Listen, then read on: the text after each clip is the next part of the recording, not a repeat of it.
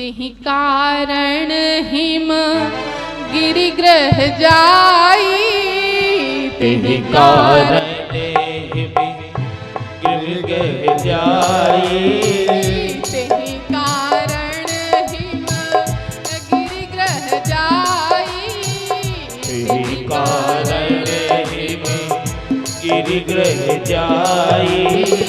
जनमी पार्वती तनु पाई, ओ जनमी पार्वती तनु पाई, जब ते उमा शैल गृह जाई, जब ते उमा शैल गृह जाई, सकल सिद्धि संपत्ति तह छाई, सकल सिद्धि संपत्ति तह छाई, सकल सिद्धि संपत्ति तह छाई, ओ सकल सिद्धि संपत्ति तह छाई।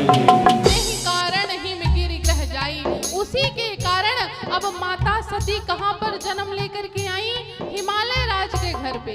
क्योंकि माता सती ने मरते समय एक बात और कही थी कि हे नाथ, मुझको जब अगला जन्म दीजिएगा ना तो किसी पत्थर के यहाँ पर, पाषाण के यहाँ पर पुत्री बना करके भेजिएगा, लेकिन इस अहंकारी दक्ष के यहाँ पुत्री बना करके अब मुझको मत भेजिएगा। इसीलिए एक पाषाण के पर्वत राज के घर पर माता जन्म लेकर के आई हैं, हिमालय राज के यहाँ पर जन्म लेकर के आई। जब से माता का जन्म हुआ तब से हिमालय राज के यहाँ पर नित नई संपत्ति, सुविधाएं, नई नई जड़ी बूटियां अपने आप हिमालय पर्वत पर उत्पन्न होने लग गई माता पार्वती के जन्म के बाद। क्यों? क्योंकि हिमालय राज के यहाँ पर एक पुत्री का जन्म हुआ। जब पुत्री का किसी घर में जन्म होता है तो उसके करोड़ों किए हुए सत्कर्मों का जब भाग्य का उदय होता है ना, तब जाकर के उस घर में पुत्री का जन्म होता है। लेकिन हम लोग तो ये सोचते हैं कि किसी किए हुए पाप का परिणाम है कि पुत्री का जन्म हुआ। पुण्य का परिणाम नहीं मानते, पाप का परिणाम मानते हैं। सावधान हो जाइए, जो ये सोचते हैं अभी से सोचना बंद कर दीजिए। जिस घर में पुत्री का जन्म हो गया ना तो हजारों हजारों भाग्य आपके खुल जाते। पुत्र के जन्म से लाख गुना, करोड़ गुना फल मिलता है जब आपके घर में पुत्री आती है। क्यों? क्योंकि देखिए, जिस घर में पुत्री आएगी उसी घर का पिता, उसी घर की माता कन्या दान करने के अधिकारी होते। और सबसे बड़ा दानों में दान माना गया है कन्यादान। अब जिस घर में कन्या ही नहीं रहेगी वो दान क्या करेगा महाराज? तो सबसे बड़ा दानी कहाँ से कहलाएगा? कन्यादान कैसे करेगा? इसलिए जब पुत्री घर में जन्म लेना, आस पड़ोस में ले, तो जितना पुत्र के होने में आप लोग प्रसन्नता मनाते हैं उससे ज्यादा प्रसन्न होइए कि पुत्री घर में आएगी। जब से माता पार्वती ने जन्म लिया, हिमालय राज बड़े प्रसन्न है कि हमारे घर पे पुत्री का जन्म हुआ। जो कोई जो भी आता, जो मांगता, सब हिमालय राज देते। दान कर रहे हैं, खुशियां मना रहे हैं, उत्सव मना रहे हैं। उसी उत्सव के बीच में ये समाचार किसको मिला?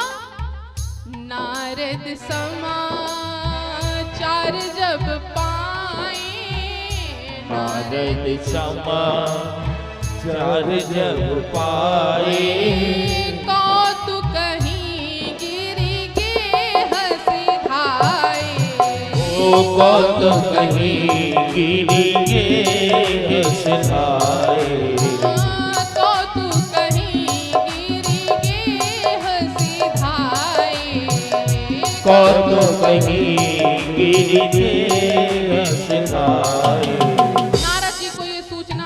माता पार्वती के रूप में आ गई हैं। अब मैं जाकर के उनके दर्शन करता हूँ। नारद जी पहुँचे वीणा बजाते हुए। जैसे ही महारानी मैना ने, हिमालय राज ने नारद नारद जी को देखा, बड़े प्रसन्न हुए, आसन पर विराजमान किया, चरण प्रक्षालन किए, फल फूल लेकर के आए, पवाया और पूछा कि कैसे आना हुआ ऋषिवर। तब नारद जी ने कहा, मैंने सुना है कि आपके यहाँ पर पुत्री का जन्म हुआ है। महारानी मैना ने कहा, हाँ नाथ, आप सभी संतों के भगवत कृपा से हमारे घर पे पुत्री का प्रादुर्भाव हुआ और सत्य कहते हैं ऋषिवर, जब से हमारी ये पुत्री आई है हम बड़े प्रसन्न हैं, बड़े हम सौभाग्यशाली हैं कि हमारे घर पर पुत्री का जन्म हुआ।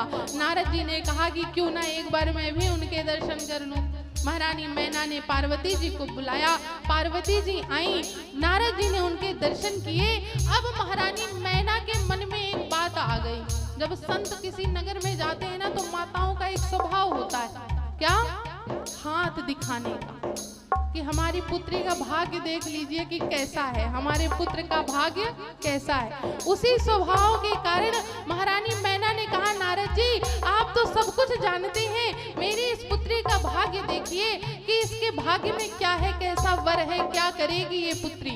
नारद जी माता पार्वती का हाथ आगे करते हैं और देख करके कहते हैं, क्या, हाँ सब लक्षण संपन्न कुमारी, सब लक्षण संपन्न कुमारी, होई है ही संतत पिया ही प्यारी, हुई है संतत पिया ही प्यारी, सदा अचल एहि कर अहिवाता, सदा अचल एहि कर अहिवाता, एहि से जस पई है ही पितु माता, यही से जस पई है पितु माता, होई है ही पूज्य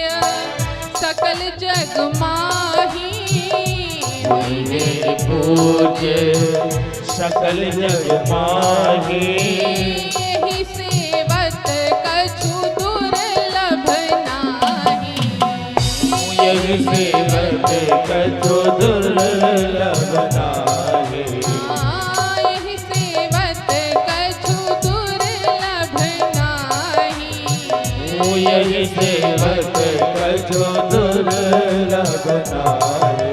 नारद जी ने कहा, सब लक्षण संपन्न कुमारी, आपकी ये जो पुत्री है ना सभी लक्षणों से संपन्न है, ये अपने पति की प्यारी होगी, संतों की प्यारी होगी, और जो भी आपके इस पुत्री को पूजेगा, इसकी पूजा करेगा, वो सदैव प्रसन्न रहेगा, सदैव प्रसन्नता में रहेगा। जो भी इनकी पूजा करके इनको प्रसन्न कर लेगा, उनकी सारी मनोकामनाएं पूरी हो जाएंगी, सारे जग में ये पूजनीय होंगी, और इन्हीं के कारण आपको भी यश की प्राप्ति होगी।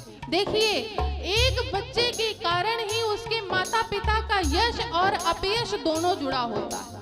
जैसा बच्चा करेगा उसका सीधा परिणाम माता पिता पर पहुंचता है। अगर बच्चा अच्छा कार्य करेगा तो ये कहेंगे, अरे उसका बच्चा बड़ा अच्छा है, माता पिता की भी यश को प्राप्ति हुई। अगर बच्चा कहीं बदमाश निकल गया, अरे तुम्हारा बच्चा बड़ा बदमाश है, बड़ा शैतान है। इसलिए सदैव ये प्रयास करना चाहिए कि हम ऐसा कार्य करें जिससे हमारे माता पिता को भी यश की प्राप्ति हो। वही नारद जी कह रहे हैं कि इसी पुत्री के कारण हिमालय राज आपको यश की प्राप्ति होगी। हिमालय राज ने कहा, महाराज मैंने तो पहले अवगुण और गुण पूछे हैं, आपने तो सारे गुण ही गुण बता दिए, कोई अवगुण तो बताया ही नहीं। नारद जी ने कहा कि जब कोई अवगुण होगा तब तो मैं बताऊंगा। कहे, कुछ तो होगा महाराज, ऐसा तो नहीं है कि कोई अवगुण ना हो। नारद जी ने थोड़ा अपनी आंखों को और आगे बढ़ाया, हाथ को पार्वती जी के और आगे किया, कहने लगे, हिमालय राज आपकी पुत्री के अंदर तो नहीं, लेकिन रुकिए रुकिए महाराज, कुछ मैं बताता हूँ। क्या नारद जी कहने लग गए?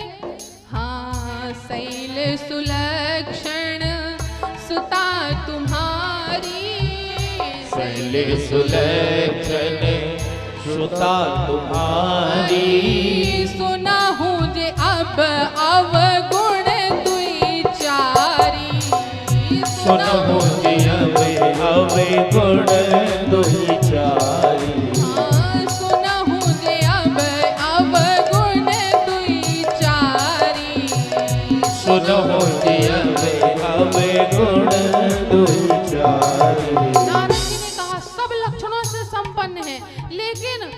कुछ दो चार अवगुण हैं, लेकिन वो भी आपकी पुत्री के अंदर नहीं है।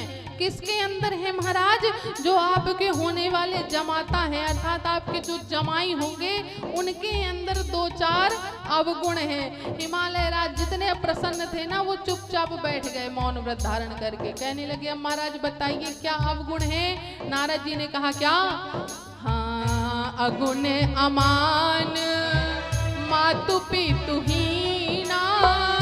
अगुण अमान मातु पितु हीना। अगुण अमान मातु पितु हीना। अगुण अमान मातु पितु हीना। उदासीन सब संशय छीना। उदासीन सब संशय छीना। उदासीन सब संशय छीना। उदासीन सब संशय छीना। नारद जी ने कहा कि आपके जमाता के अंदर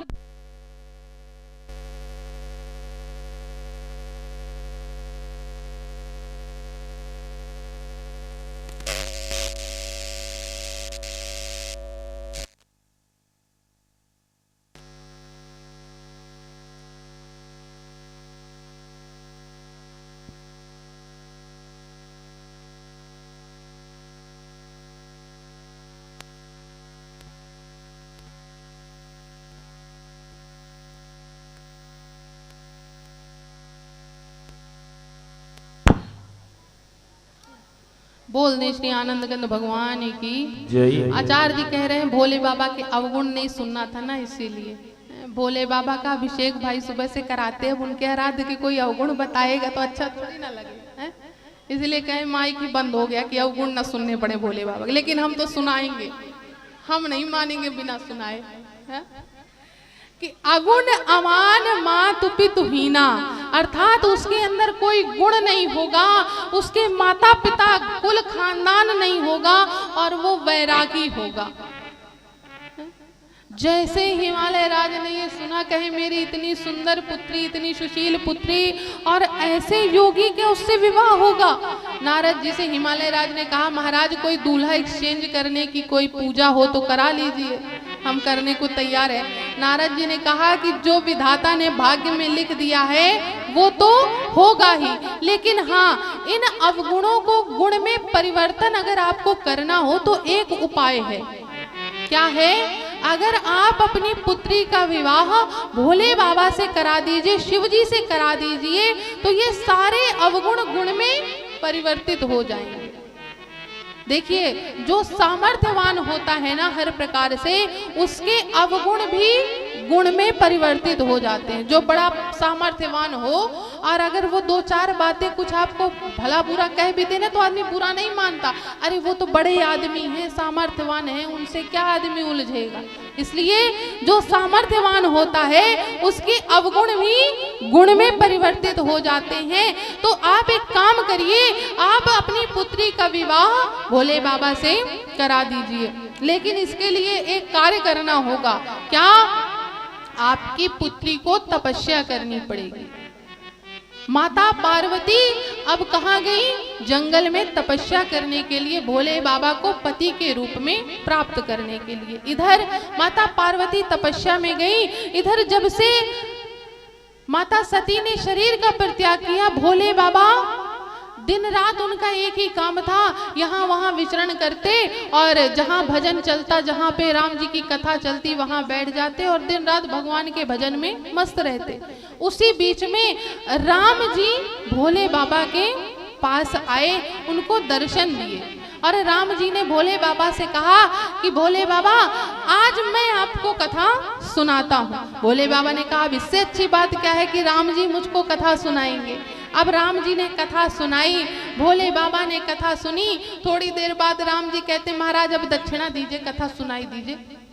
भोले बाबा ने कहा मेरे पास तो कुछ नहीं है महाराज, मैं क्या दूंगा नाथ आपको दक्षिणा में। कहे आप मुझको एक वचन दे दीजिए। क्या वचन?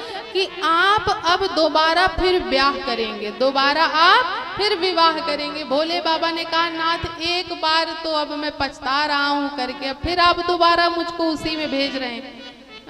अब मैं गृहस्थी से पुनः योगी उसमें आया हूं तो आपको अच्छा नहीं लग रहा? राम जी ने कहा नहीं मुझको अच्छा नहीं लग रहा, इसलिए आप फिर ब्याह करिए, फिर आप विवाह करिए।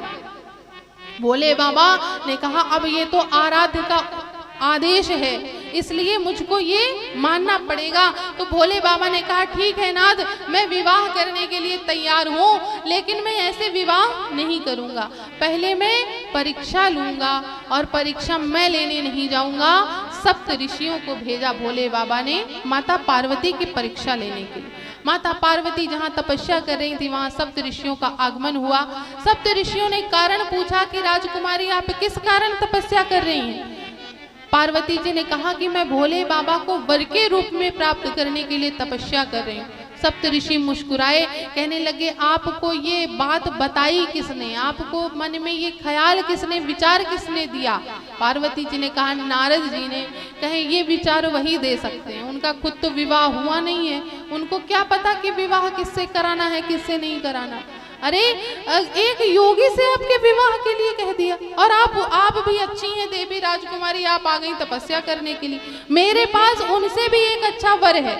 कौन? तो श्री हरि, बड़े सुंदर हैं, रूपवान हैं, बैकुंठ में विराजमान हैं, और आप सब प्रकार से उनके साथ प्रसन्न रहेंगे। आप भोले बाबा को छोड़िए। पार्वती जी ने कहा नाथ आप कह तो अच्छा रहे हैं, लेकिन अब तो मैंने मन बना लिया, विचार बना लिया कि मैं भोले बाबा से ही विवाह करूंगी, चाहे जो हो जाए। अगर मेरा उनसे विवाह नहीं होगा तो मैं जीवन भर कुंवारी रहूंगी, लेकिन मैं विवाह भोले बाबा से ही करूंगी। सप्त ऋषि इस बात को सुनकर के बड़े प्रसन्न हुए और भोले बाबा के पास आए। भोले बाबा से नाना प्रकार से पार्वती जी की प्रशंसा करने लग गए। जब प्रशंसा करने लग गए तो भोले बाबा इतनी प्रशंसा सुन के आनंद में आ गए कि पुनः समाधि में चले गए। उसी बीच में एक असुर का प्रादुर्भाव हुआ। तारकासुर नाम का असुर आया, उसने ब्रह्मा जी को प्रसन्न किया और वरदान में मांगा कि जो भोले बाबा के शुक्र से उत्पन्न होगी संतान, उसी के हाथों मेरी मृत्यु हो।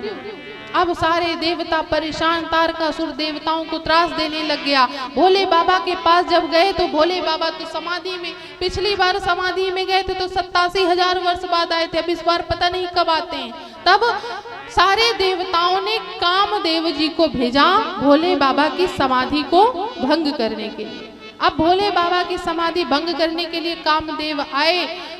वट वृक्ष के, आम के वृक्ष के पीछे पहुंच करके कामदेव जी ने अपने 5 विषम बाणों को साधा और भोले बाबा पर चलाया। जैसे ही बाण लगे भोले बाबा पर, भोले बाबा की तीसरी नेत्र खुली और कामदेव पर पड़ी, तो कामदेव उसी समय पर वहीं पर जल करके भस्म हो गए। जैसे ही कामदेव भस्म हुए, देवी रति आई। देवी रति विलाप करने लग गई तो भोले बाबा को दया आ गई, करुणा आ गई। देखिए, बड़े होने का यही स्वभाव होता है। बड़ा कौन है? केवल उम्र से बड़ा होना बड़ा नहीं होता। बड़ा कौन? जो क्रोध करने के बाद तुरंत उसको साध ले, उस क्रोध को, और दुलार से उसको अपने पास बुला ले, वो है बड़ा आदमी। ये नहीं कि क्रोध कर दिया तो अब क्रोध में ही है, अब तो हम मानेंगे ही नहीं।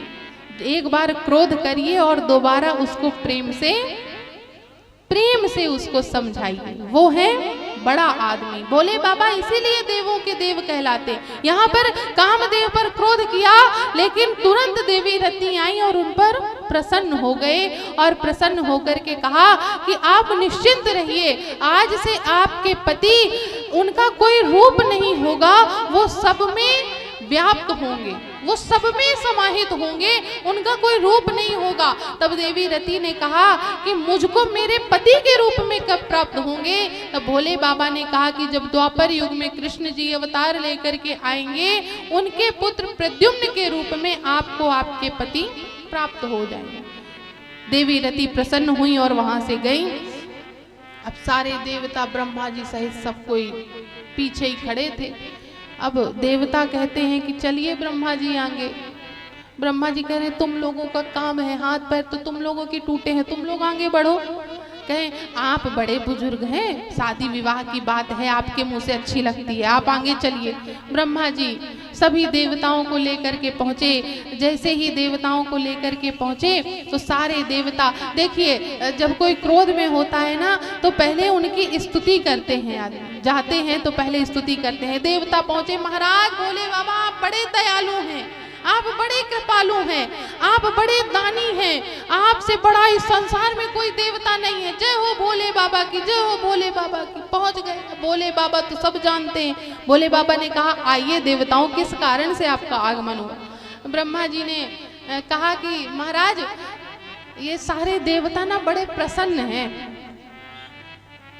भोले बाबा ने सबका चेहरा देखा, कहा कि मुझको तो ये कहीं से प्रसन्न नहीं लग रहे हैं। किसी का हाथ टूटा है, किसी का सर फूटा है, किसी का पैर टूटा हुआ है और आप कह रहे हैं ये प्रसन्न है। ब्रह्मा जी ने कहा इनकी शक्ल पे मत जाइए महाराज, इनका शक्ल ही ऐसी है, ये इनके चेहरे पे मत जाइए महाराज, ये मन से प्रसन्न है। भोले बाबा ने पूछा कि मन से किस कारण से प्रसन्न है, तो वो ब्रह्मा जी ने कहा कि ये इसलिए प्रसन्न है कि हमको भोले बाबा की बारात में जाने को मिलेगा, इसलिए ये लोग प्रसन्न हैं। भोले बाबा ने कहा कि मेरी बारात अब तो नहीं जाएगी। कहे महाराज ऐसा मत करिए, ये लोग बेमौत मारे जाएंगे सारे देवता, तारकासुर इनको बड़ा परेशान कर रहा है, आप विवाह के लिए तैयार हो जाइए। भोले बाबा ने कहा लड़की कहाँ है, कन्या कहाँ है। ब्रह्मा जी ने कहा सब कुछ तैयार है महाराज, केवल आपके हाँ की देर है। जैसे ही भोले बाबा ने कहा अच्छा ठीक है मैं विवाह करने के लिए तैयार हूँ, अब तो देवता प्रसन्नता से फूले नहीं समा रहे। ब्रह्मा जी ने लगन पत्रिका विचारी और हिमालय राज के घर पर पहुंचाया। अब जब तिथि निर्धारित हुई, अब सारे देवता बड़े प्रसन्न हुए कि अब तो भोले बाबा की बारात में चलने को मिलेगा, भोले बाबा का विवाह होगा। कौन